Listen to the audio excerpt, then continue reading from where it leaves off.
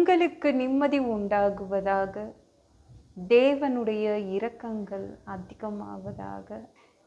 தேவன் என்ன சொல்றாங்கன்னா, வெளிப்படுத்தின விசேஷம் 3:8, இதோ திறந்த வாசலை உனக்கு முன்பாக வைத்திருக்கிறேன், அதை ஒருவனும் பூட்ட மாட்டான்.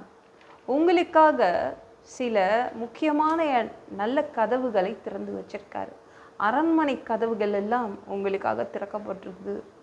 சூப்பரான கதவுகள் உங்களுக்காக திறக்கப்பட்டிருக்குது.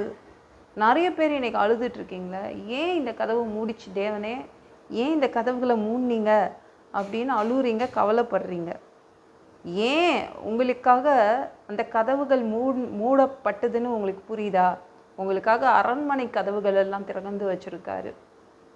உங்களை ரொம்ப நல்லா வச்சுக்கணுக்காக வேறு நல்ல கதவுகளை திறக்கிறார்.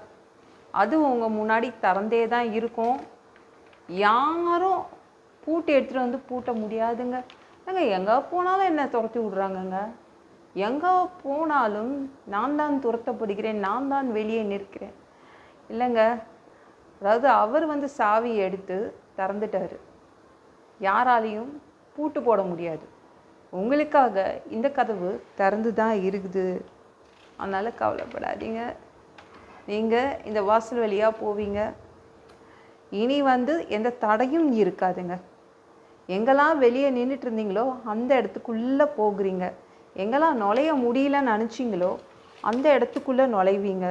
நல்ல வேலையில் நுழைய போகிறீங்க, நல்ல ஆரோக்கியத்துக்குள்ளே நுழைய போகிறீங்க, நல்ல தொழிலுக்குள்ளே நுழைய போகிறீங்க, நல்ல பிஸ்னஸ்க்குள்ளே நுழைய போகிறீங்க, நல்ல படிப்புக்குள்ளே நுழைய போகிறீங்க. சரிங்களா? செழிப்புக்குள்ளே நுழைய போகிறீங்க.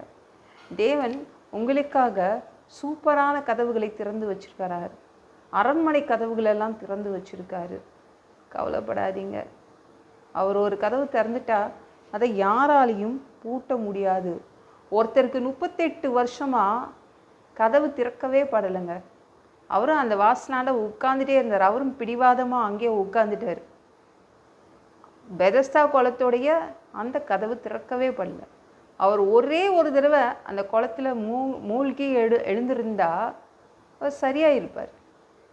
ஆனால் அந்த கதவு அவருக்காக திறக்கப்படவே இல்லை. தேவனும் வந்து சாவி எடுத்துகிட்டு வந்து கதவை திறந்தே விடலை. 38 வருஷம் அப்படியே வாசலாண்டே உட்காந்துட்டு இருந்தார். ஆனால் ஒரு நாள் ஒரு சூப்பரான கதவை திறந்து விட்டார். இயேசுவை பார்க்கும் கதவு. இந்த கதவு வழியாக நீ போ, இயேசுவை பார்ப்ப, உனக்கு சுகம் கிடைக்கும் என்று ஒரு நல்ல கதவை திறந்து விட்டார் தேவன். அதே மாதிரி அந்த கதவு வழியாக வந்து இயேசுவை பார்த்தா சுகம் கிடச்சிச்சு. தேவன் உங்களுக்காக ஒரு பிரத்யேகமான, உங்களுக்காக மட்டும் அப்படின்னு ஒரு கதவுகளை திறக்கிறார். ஓகேங்களாங்க? இந்த வாய்ப்பு உங்களுக்கு மட்டும்தான், வேற யாரும் போட்டி போட முடியாது.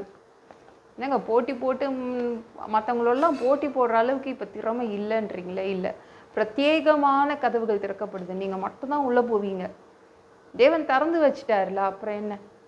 உங்களுக்கு மட்டும்தான் அந்த வாய்ப்பு. உங்களுக்காக பிரத்யேகமாக தேவன் திறந்து வச்சிருக்காரு. நீங்கள் போவீங்க, சுதந்திரத்து கொள்வீங்க. அதனால் பயப்படாதீங்க. உங்களுக்காக அந்த கதவு திறந்தாச்சு. இனிமேல் யாரும் பூட்ட முடியாது. சரிங்களா? இது சூப்பரான கதவு. இனிமேல் அழாதீங்க. சரிங்களா? தேவன் உங்களுக்காக ஒரு சூப்பரான ஒரு பாதைக்குள்ள உங்களே அனுப்புகிறாரு. சந்தோஷமாக இருப்பீங்க. இந்த வீடியோ பிடிச்சிருந்துச்சுன்னா மற்றவங்களுக்கும் ஷேர் பண்ண மறக்காதீங்க. கர்த்தர் தாமே உங்களை ஆசீர்வதிப்பாராக. ஜெபம் பண்ணலாமா? அன்பு பிதாவே, உங்கள் பிள்ளைங்க உங்கள் பாதத்தில் வந்திருக்காங்கப்பா. சாமி இரக்கம் செய்யுங்க, இறங்குங்க அப்பா. நீங்கள் உங்கள் பிள்ளைங்களுக்காக சூப்பரான கதவுகளை திறந்து வச்சிருக்கிறீங்க. அரண்மனை கதவுகள் திறக்கப்படுது, முக்கியமான கதவுகள் திறக்கப்படுது. பிரத்யேகமான வாய்ப்புகள் உங்கள் பிள்ளைங்களுக்கு தேடி வரும். எந்த போட்டியும் இருக்காது. உங்கள் பிள்ளைங்க அப்படியே தனியாக உள்ளே போவாங்க. சூப்பரான இடத்துக்கு எந்த போட்டியும் இல்லாமல் தனியாக உள்ளே போயிடுவாங்க. அதற்காக நன்றி. எல்லா பொல்லாத பிசாசுகள், ஏவல்கள், மந்திரங்கள், தற்கொலை ஆவிகள், பயத்தின் ஆவிகள், பலவீனப்படுத்துகின்ற ஆவிகள் எல்லாம் இயேசு என்ற பெயரினை கொண்டு துரத்துகிறேன். ஓடிப்போ, உங்கள் பிள்ளைங்களை ரத்த கோட்டிக்குள் மறைச்சிக்கோங்க. பரிசுத்த ஆவியால் நிரப்புங்க. ஞான ஸ்நானம் எடுக்கணும். ரட்சிப்பீராக. இயேசுவின் காயப்பட்ட தழும்புகளால் எல்லா வியாதிகளும், எல்லா பலவீனங்களும், கேன்சர் போன்ற வியாதிகளும் சரியாகுவதாக.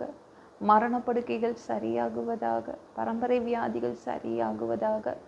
ஒரு மனிதனாக பிறந்தா ஜீவ புஸ்தகத்தில் பேர் இருக்கணும். அப்படி இல்லைன்னா அந்த மனுஷனை பிடிச்சி நீங்கள் நரகத்தில் தள்ளிடுவீங்க. தீ எரிகிற இடத்துல எப்படி போய் வாழ்கிறது? பரலோகத்துக்கு வர்றதுக்கு ஆசைப்படுறோம்ப்பா. அடித்து உதச்சி திருத்தி எங்களை பரலோகத்துக்கே அனுப்பிடுங்க. கழுவப்படாத பாவங்கள் எங்ககிட்ட இருந்துச்சுன்னா உங்கள் திரு ரத்தத்தை கொண்டு கழுவி எங்களை பரலோகத்துக்கே அனுப்பிடுங்க. எந்த ஒரு இமைப்பொழுது நீங்கள் வருவீங்க, நீ இயேசுவை வணங்கி வணங்கி காத்துட்ருக்கோம், பரிசுத்தமாக வாழ்ந்து வாழ்ந்து காத்துட்ருக்கோம். அந்த ஒரு இமைப்பொழுதில் உங்களுக்கு ஒப்பான உடம்பு எங்களுக்கு கொடுக்கப்படும். அதை பெற்றுக்கொண்டு மதிய வானத்தில் உங்களை சந்திக்க வருவோம். அந்த தருணத்தை நாங்கள் இழந்துடக்கூடாதுப்பா. ஒரு மனிதனால் பரிசுத்தமாக வாழ்றது கூடாத விஷயம். அதற்கும் உங்கள் உதவி கேட்டு வந்து நிற்கிறோம். 7 வருடம் அந்த கிறிஸ்து ஆட்சியில் விட்டுட்டு போயிடாதீங்க. பிசாசு நடத்தும் ஆட்சியில் விட்டுட்டு போயிடாதீங்க. 1000 வருடம் இந்த பூமியை ஆட்சி செய்வதற்காக வருவீங்க. அந்த பொற்காலத்தை பார்க்க ஆசைப்படுறோம். எல்லாவற்றையும் ஒப்பு கொடுக்குறேன். இயேசுவின் மூலம் ஜெபம் கேளும் பிதாவே. ஆமென். நாளைக்கு பார்க்கலாம்.